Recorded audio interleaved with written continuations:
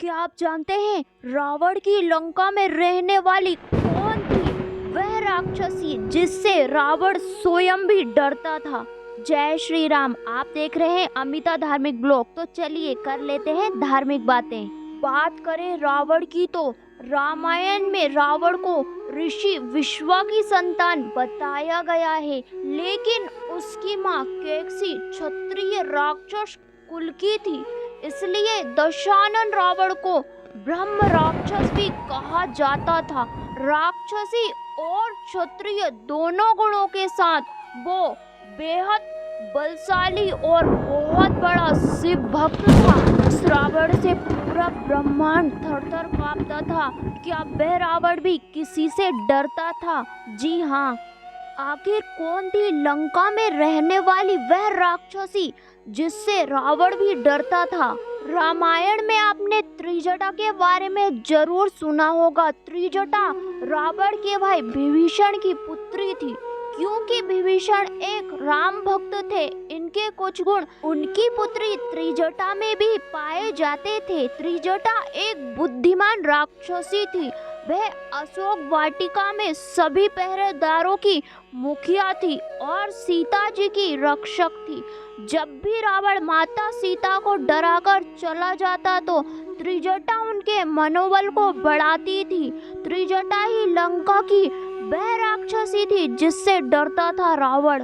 आखिर किस कारण से लंका का राजा रावण डरता था त्रिजटा से, आइए जानते हैं। इसका सबसे बड़ा कारण यह था कि त्रिजटा ने पहले ही कर दी थी रावण के सर्वनाश की भविष्यवाणी। रामचरितमानस में त्रिजटा के उस सपने का वर्णन किया गया है जिसमें उसने लंका के युद्ध के पहले ही रावण के सर्वनाश की भविष्यवाणी कर दी थी। जब अशोक वाटिका में अन्य राक्षसी माता सीता को डराती है और प्रताड़ित करती है तो त्रिजटा अपने एक सपने के बारे में उनको बताती है। वह कहती है कि उसने एक सपने में देखा है कि जिसमें एक विशाल वानर पूरी लंका को जला देता है और रावण की राक्षस सेना को भी मार डालता है।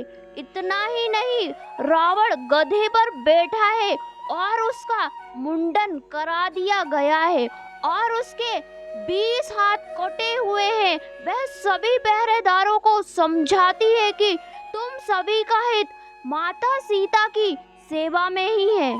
त्रिजटा का यह सपना उस समय पूरा हो जाता है जब हनुमान जी लंका दहन कर देते हैं। क्योंकि त्रिजटा का स्वभाव सीता जी के प्रति बहुत ही कोमल था और स्नेहपूर्ण था।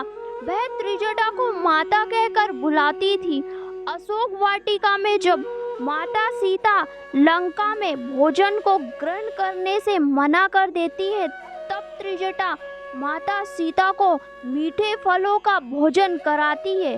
क्या आप जानते हैं लंका पर विजय के बाद भगवान श्री राम और माता सीता ने त्रिजटा को क्या उपहार दिया था? इंडोनेशिया की कांगविन रामायण में बताया गया है कि लंका विजय के बाद सीता जी ने कई कीमती उपहार त्रिजटा को दिए थे।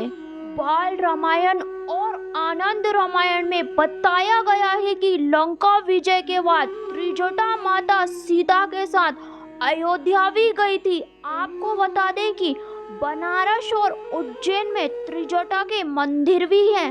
बनारस के त्रिजटा मंदिर में महिलाएं मनोकामनाओं की पूर्ति के लिए पूजा करती हैं। क्या आप जानते हैं राक्षसी त्रिजटा को मूली और बैगन का भोग लगाया जाता है। कहा जाता है कि सीता जी ने त्रिजटा को वाराणसी में रहने को कहा था ताकि उसे मोक्ष मिल जाए। सनातन धर्म के ऐसे ही सत्य घटना पर आधारित वीडियो देखने के लिए चैनल को अभी सब्सक्राइब कर लीजिए। दोस्तों, वीडियो थोड़ा भी अच्छा लगा हो तो वीडियो को लाइक ज़रूर कर दीजिएगा। काफ़ी मेहनत के बाद हम इस तरह की वीडियो आपके लिए लेकर आते हैं, तो कंजूसी ना करिएगा।